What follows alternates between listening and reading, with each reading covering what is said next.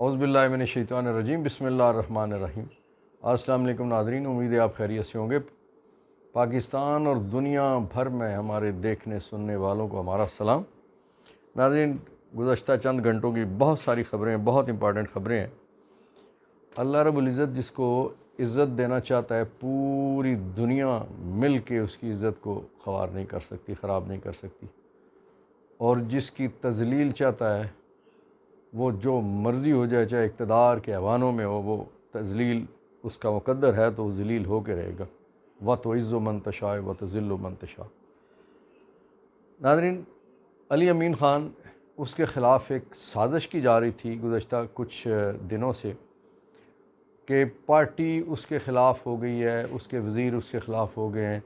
اور خیبر پختونخوا میں بس اس کی وزارت اعلیٰ واپس ہونی ہے۔ عمران خان بھی ناراض ہے، لوگ بھی ناراض ہیں، اس کے وزراء بھی ناراض ہیں۔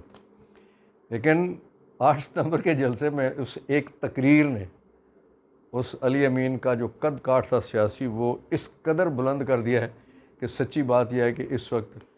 پہلے تو بہت سارے چہرے تھے عمران خان صاحب کے بعد، ظاہر ہے وہ تو جیل میں، بہت سارے چہرے تھے جن میں نظر جاتی تھی، تو اب اس وقت سب سے پہلی نظر جو جاتی ہے وہ علی امین پہ جاتی ہے، وہ ہمارے شیر افضل پہ جاتی ہے، وہ شیخ وقاص اکرم پہ جاتی ہے۔ اس طرح سے صورتحال ہے۔ ناظرین، علی امین گنڈا پور، وہ کہتے ہیں نا کہ بے خطر کود پڑا آتش نمرود میں عشق، عقل تھی محو تماشائے لب بام ابھی۔ جو پرسوں والا جو معاملہ ہوا تھا 10 ستمبر کی رات، جو سیاہ رات تھی، جب اسمبلی کے باہر سے لوگوں کو اٹھایا گیا، اور پھر اسی رات 7 گھنٹے تک علی امین صاحب بھی پردہ سکرین سے غائب تھے، ان کے ٹیلی فون بند تھے، ان کے گھر والوں کا، ان کے عملے کا، ان کے باقی جماعت کا کوئی رابطہ نہیں تھا۔ تو اس کے بعد جب وہ تشریف لائے تو انہوں نے کہا تھا کہ میں اپنا موقف اسمبلی میں دوں گا، اور اب انہوں نے پارٹی کے سامنے اپنی پوری پارلیمانی پارٹی اور جو پی ٹی آئی کی باقی قیادت تھی، وہ کے پی کے میں ایک اجلاس میں انہوں نے بہت کھل کے اپنے خیالات کا اظہار کیا ہے، اور ان خیالات کے اظہار میں انہوں نے کہا کہ اب وقت آ گیا ہے کہ اس وقت اسی قسم کے معاملات کی وجہ سے آدھا پاکستان 1971 میں ٹوٹا تھا، اور انہوں نے کہا کہ اس وقت ہمارے جاگنے کا وقت آ گیا ہے، اور جو ادارے، جو لوگ، جو بیوروکریسی اس وقت گڑبڑ کر رہی ہے، ان کو درست کرنے کا وقت آ گیا اور احتساب کریں گے۔ دوسری بات انہوں نے بہت زبردست بات کی کہ میں ایک گرینڈ جرگہ بلاؤں گا اور ہم افغانستان کے ساتھ مذاکرات شروع کریں گے ہم حالات بہتر کرنے کے لیے۔ آپ کو یاد ہے نا ناظرین کہ پچھلے پی ڈی ایم کے دور حکومت میں جب بلاول وزیر خارجہ تھے تو 16 مہینے میں ایک دن توفیق پوری دنیا گھومتے رہے۔ انہوں نے کوئی چرچ نہیں چھوڑا، کوئی مسجد نہیں چھوڑی، کوئی مندر نہیں چھوڑا، کوئی سیرگاہ نہیں چھوڑی، کوئی یونیورسٹی نہیں چھوڑی، کوئی پارک نہیں چھوڑا، اور کوئی میلہ ٹھیلا نہیں چھوڑا، لیکن چھوڑا تو جو سب سے زیادہ ضروری تھا، جہاں سب سے زیادہ ہمارے مسائل ہیں اور معاملات ہیں، جو سب سے زیادہ بارڈر جن کے ساتھ سینسٹیو بارڈر لگتا ہے افغانستان، وہاں وہ نہیں گئے۔ اس کے بعد جو موجودہ حکومت ہے، انہوں نے تو بالکل اس سرے سے حد مکا دی ہے، اور انہوں نے تو افغانستان کے ساتھ لڑائی کا اعلان کر دیا۔ تو ایسے ایک ماحول میں کہ جب کوئی عقل مندی کی بات حکومت کی طرف سے نہیں کی جا رہی، ظاہر ہے ادارے حکومت کی پالیسیز پہ چلتے ہیں، تو نہیں کی جا رہی، تو ایسے میں علی امین گنڈا پور نے یہ بات کر کے اپنا قد بہت زیادہ اونچا کر لیا۔ ناظرین، آپ کے علم ہے کہ مولانا فضل الرحمان وہ کچھ عرصہ پہلے باقاعدہ اپنا ایک وفد لے کے افغانستان گئے تھے، وہاں پہ انہوں نے ملاقاتیں کی، پھر واپس آ کے انہوں نے اس بات کا بڑی شدت سے اظہار کیا کہ پاکستان اور افغانستان کی جو حکومتیں ہیں، ہم چونکہ ایک ہیں، ایک مذہب سے تعلق رکھتے ہیں، ایک زبان بولنے والے لوگ ہیں، ہماری سرحد ایسی ہے کہ جس کو بڑی مشکل سے باہر 100 دفعہ لگاؤ نہیں کامیاب ہوتی، تو ان کا کہ اس کو جو تعلقات ہیں ان کو بہتر بنانے کی ضرورت ہے۔ تو اس ساری بات پہ علی امین نے بہت پازیٹیو بات کی ہے، اور اگرچہ اس حوالے سے نون لیگی حکومت کو بہت دکھ ہے کہ جو بات ہمارے کرنے کی تھی وہ علی امین نے کیوں کر دی، لیکن اللہ تعالیٰ نے جس کو عزت دینا ہوتی ہے وہ عزت علی امین کے مقدر میں لکھی تھی، اس لیے علی امین گنڈا پور نے یہ بات کی، اور یہ بات پاکستان میں بہت زیادہ جو سمجھدار ہلکے سوجھ بوجھ والے ہلکے جو لوگ سینسٹیو چیزیں سمجھتے ہیں، انہوں نے اس چیز کو بہت سراہا ہے۔ ناظرین، امیر عباس ایک سینئر صحافی ہیں، بہت خوبصورت جملہ انہوں نے کہا. انہوں نے عمران خان صاحب کے حوالے سے کہا کہ عمران خان کہتا ہے کہ میں جیل میں مر سکتا ہوں، وقت کے یزید کے سامنے جھک نہیں سکتا، سر نہیں جھکاؤں گا. اور انہوں نے کہا کہ وقت کا یزید کون ہوتا ہے؟ طاقت ہوتی ہے. انہوں نے 2 نام لیے، انہوں نے کہا نواز اور زرداری. انہوں نے کہا کہ یہ ڈرامہ کرتے ہوئے بھی، ایکٹنگ کرتے ہوئے بھی یہ جملہ نہیں کہہ سکتے کہ ہم جیل میں تو مر سکتے ہیں لیکن وقت کے یزید کے ساتھ، یعنی طاقتور کے ساتھ ہم معاملات نہیں کریں گے، سر نہیں جھکائیں گے. انہوں نے بڑی باقی جو باتیں کی، چونکہ یہ جملہ ایک اتنا تگڑا تھا کہ یہ آپ کے سامنے رکھنا بڑا ضروری تھا. انہوں نے یہ بھی کہا کہ وہ، یعنی یہ بات، یہ دونوں جو نام لیے، انہوں نے کہا کہ یہ پھیکا سا ڈائلاگ بھی اس طرح کا نہیں بول سکتے. اور پھر اس کے ساتھ ہی انہوں نے کہا کہ عمران خان کا کہنا یہ ہے کہ طاقتیں تمہاری ہیں اور خدا ہمارا ہے. ناظرین، ایک افسوسناک ایک خبر ہے، خوفناک خبر ہے. ہارون الرشید صاحب جو سینئر صحافی ہیں، انہوں نے یہ کہا ہے کہ کرک، لکی مروت اور کچھ اور علاقوں میں جو پولیس کے دھرنے جاری ہیں، وہاں پولیس کیا کہہ رہی ہے کہ یہاں پہ کسی اور ایجنسی کا، کسی اور فورس کا، کسی اور وردی کا ہمیں ضرورت کوئی نہیں ہے، ہم یہاں امن بحال کر سکتے ہیں، ہماری ذمہ داری لگاؤ، ہم 3 مہینے میں عمل بحال کر کے دکھائیں گے. تو ہارون الرشید صاحب کا کہنا یہ ہے کہ شاید گورنر راج لگانے کی تیاری کی جا رہی ہے، اس لیے خیبر پختونخوا میں آگ پہ مزید تیل پھینکا جا رہا ہے اور اس کی آگ کو بھڑکانے کے لیے مزید کوشش کی جا رہی ہے کجا کے آگ کو ٹھنڈا کیا جائے. دوسری طرف مولانا فضل الرحمان نے کہا ہے، انہوں نے اگرچہ پچھلے دنوں بہت زیادہ امید تھی حکومت کو کہ مولانا فضل الرحمان ان کے جو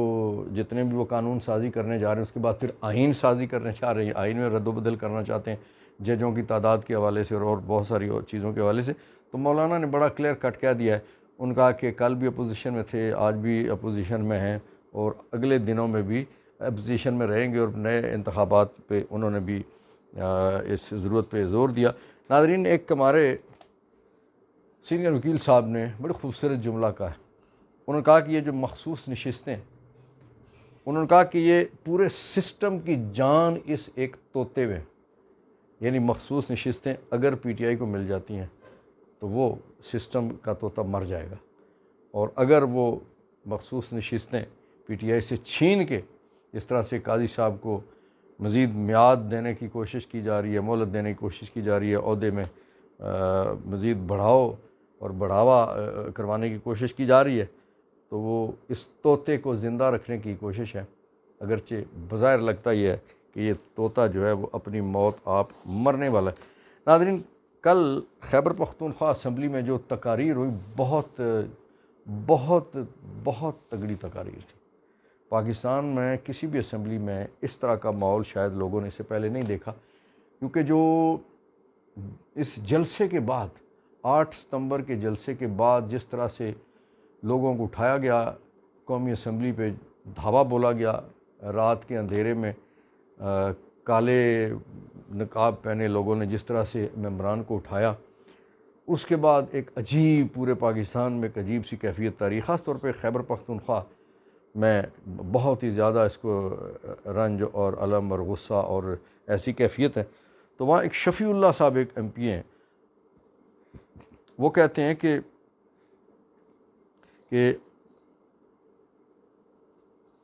مجھے یہ کہا گیا، مجھے ٹیلی فون کر کے، مجھے ملاقاتیں کر کے، مجھے بلا کر کسی جگہ لے جا کر کہا گیا کہ تم عمران خان کو چھوڑ دو. میں نے کہا جی میں عمران کو نہیں چھوڑتا. ان کا کہ دھمکیاں دی گئیں اور کہا گیا کہ ساری زندگی تم سیاست کرتے رہو گے، ممبر یا تمہیں وزیر کبھی بھی نہیں بننے دیں گے. ایک اور ایم پی اے ملک لیاقت صاحب، ملک لیاقت یہ کہتے ہیں کہ مجھے کہا گیا کہ مجھ سے مل جاؤ ورنہ ٹکڑے کر کے تمہیں پھینک دیا جائے گا. اور ڈاکٹر امجد، ایک ایم پی او، کہتے ہیں کہ میری بیٹی کو اٹھا کے لے گئے، کہا گیا کہ تمہاری بیٹی کو مار دیں گے. میں نے کہا کہ میرے 3 بچے ہیں، تینوں کے سر قلم کر کے تم لا کے رکھ دو تو میں تب بھی عمران کو نہیں چھوڑوں گا. کہا گیا کہ اگر عمران ہی باقی نہ بچے، تو اس نے کہا، ڈاکٹر لیاقت یہ کہتے ہیں کہ میں نے کہا کہ پھر عمران کی قبر کی مٹی سے پوری زندگی وفا کریں گے لیکن اس کو نہیں چھوڑیں گے. ناظرین، اس قسم کا ماحول ہے، تو اس ماحول کو کس طرح سے تبدیل کیا جا سکتا ہے؟ ایک ہی صورت ہے، قوم جس کے ساتھ کھڑی ہے اسی کو فیصلہ کرنے دو، اسی کو حکومت کرنے دو، اسی کو حکومت میں آنے دو، اسی کو سسٹم چلانے دو۔ ہاں الیکشن کرواؤ، ٹھیک ہے، نیا الیکشن کروا دو، اور نئے الیکشن میں جس کو قوم ووٹ دیتی ہے اس کے ساتھ سارا سسٹم ہو جائے گا۔ ناظرین، خبر ہے اخباری اطلاع کے مطابق ایک آئی پی پی ہے جس نے اعلان کیا ہے کہ اپنے وہ ریٹس میں کچھ پرسنٹ کمی کر رہی ہے۔ چلیں یہ اچھی بات ہے، اور اس خبر کو ہم اگر تعریف اس کی کریں تو بڑا ضروری ہے، کیونکہ اگر ایک کسی ایجنسی نے، کسی آئی پی پی نے یہ کہا ہے تو ہو سکتا ہے کوئی دوسری بھی تھوڑا سا خیال کر لے اس مرتی ہوئی قوم پہ کہ اتنا پیسہ ہم نے، اربوں خربوں ڈالر ہم نے کما لیے ہیں، تو اس قوم پہ رحم کرتے ہوئے اور بھی شاید آئی پی پیز کریں، اور یہ ٹرینڈ اگر چل پڑا تو ہو سکتا ہے کہ پاکستان میں بہتری آ جائے۔ ناظرین، پشاور ہائی کورٹ میں جہاں 20 ججز کی تعداد تھی، وہاں صدارتی حکم کے تحت 30 ججز کر دیے گئے۔ ویسے جو پشاور والے ہمارے دوست ہیں وہ کہتے ہیں کہ ہمیں کوئی خاص اس قسم کے ججز کے اتنے اضافے کی ضرورت نہیں تھی، لیکن وجہ یہ ہے کہ سرکار اپنے لوگوں کو اس بڑی تعداد میں بھرتی کروانا چاہتی ہے، جس طرح سے نواز شریف آپ کو یاد ہے نا کہ اس نے واپڈا میں، اس نے ہیلتھ میں، اس نے لینڈ ریونیو میں، اور ان ساری جگہوں پہ، پولیس میں، ہر جگہ اپنے بندے بھرتی کیے تھے کہ جب ایک حکومت ہوتی تھی تو جس کو ایس آئی بھرتی کرتے تھے، اگلی دفعہ ڈپٹی سپرنٹینڈنٹ ہوتا، اور اس سے اگلی دفعہ جناب وہ ایس پی ہوتا تھا، تو ان کے کام آتے تھے۔ تو یہی کام کرنے کے لیے موجودہ حکومت نے 20 سے 30 کی تعداد ایک دم بڑھا دی ہے، یعنی یہ ایک بہت بڑا ایک اضافہ ہے۔ لیکن پنجاب میں اس قدر کمی ہے تو وہاں ابھی تک نہ تعداد بڑھائی گئی ہے اور نہ کسی جج کی اپوائنٹمنٹ کی گئی ہے۔ ناظرین، ایک اور خبر جو بڑی وہ بھی افسوسناک ہے، کرک وہاں پولیس والوں نے فوجی ٹرک جو جا رہے تھے، کوئی قافلہ تھا، خبریں یہ ہیں کہ انہوں نے واپس کر دی ہیں۔ انہوں نے کہا کہ ہمیں آپ کی حفاظت کی ضرورت نہیں ہے، ہم اپنی حفاظت کے لیے کافی ہیں، اور بس اس قسم کی اطلاعات تو آپ کو پتہ ہے کہ آ رہی ہیں۔ ناظرین، عمران خان صاحب سے آج جیل میں جو ملاقات ہوئی، علیمہ خان صاحبہ نے بھی باہر آ کے بات کی، اور ان کے وکلاء نے، خاص طور پہ سلمان اکرم راجہ صاحب نے بات کی ہے۔ عمران خان صاحب نے کہا کہ علی امین کے ساتھ کھڑا ہوں، اور جو وہ اس سے اختلاف کرتا ہے، اس کی بات سے جو کچھ اور بات کرتا ہے تو وہ بے شک اگر بزدلی دکھاتا ہے تو پارٹی چھوڑ دے، ہمارے ساتھ نہ کھڑا ہو، ہمیں دلیر لوگوں کی ضرورت ہے۔ عمران کہتے ہیں کہ ایک طرف تو یہ ہمیں کہا جاتا ہے کہ مذاکرات کرو، اور دوسری طرف ہمارے بندے اٹھا لیے جاتے ہیں، تو ہم کس طرح سے ان پہ بھروسہ کریں۔ وہ کہتے ہیں کہ 22 اگست کے جلسے کے حوالے سے جب مجھے کہا گیا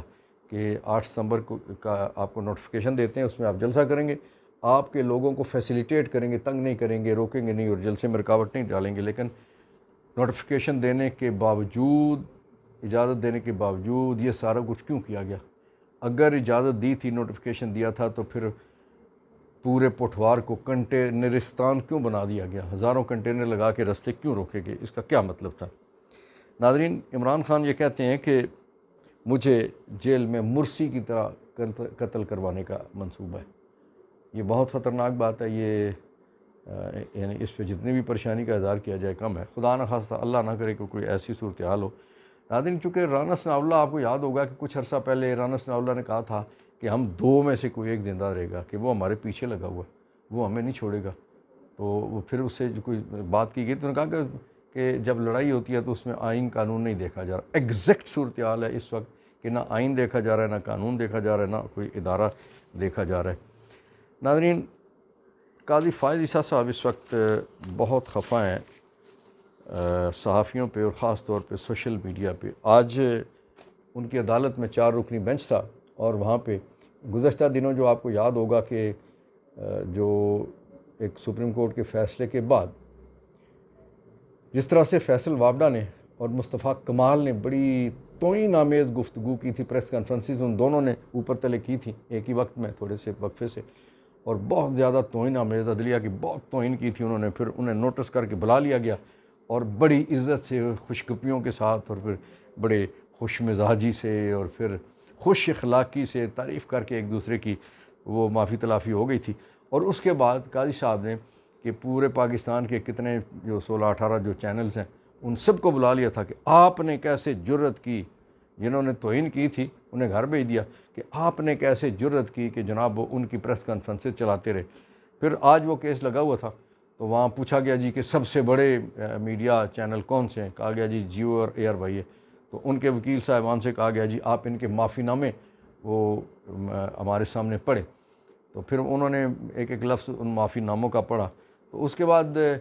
قاضی صاحب نے وکلاء کو بحث نہیں کرنے دی، وہ خود ہی بولتے رہے، اور اس بولنے میں بہت ساری چیزیں جو انہوں نے کہی، انہوں نے